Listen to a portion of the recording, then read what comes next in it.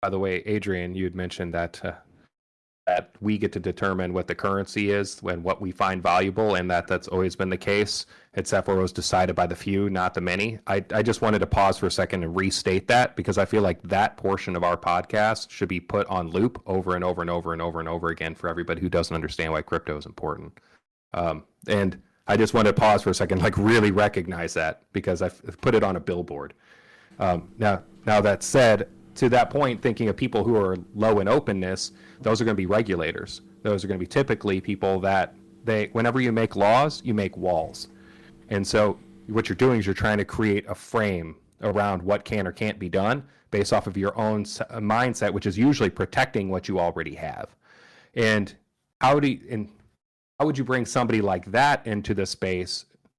And like, what's your vision for that? Because I think that if we can bring those people in, especially regulators, and we can start saying, hey, you used to do government funds to put into this charity for the same cause, you can do it much more sustainably for a higher, 10 times the impact for the same amount of money. And that's going to look great for your budget and your constituents. Like, how would you bring people that are typically low in openness into this Web3 space? Was ultimately the question. I would bring them in through activities, through games and through community activities, engagement, so that they could exercise safely, see these things in action. So people that are low in openness usually just don't have any experience, and they're only seeing things from a very defensive point of view. So it's to bring those defenses down and show these things in action.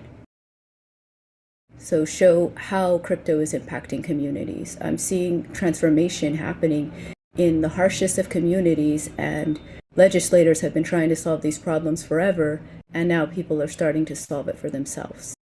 And so when they see that people can actually solve things and they take their time to engage with people, because the point of a lawmaker and a legislator is to serve the people, not the other way around.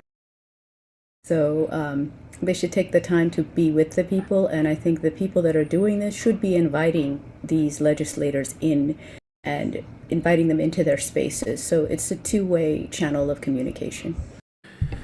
That's a very nice point that you just made. I do think that a lot of times when we get into these kind of conversation, it seems to be us against them, and there does have to be an invitation on the other side, and I think some of them will be receptive to that.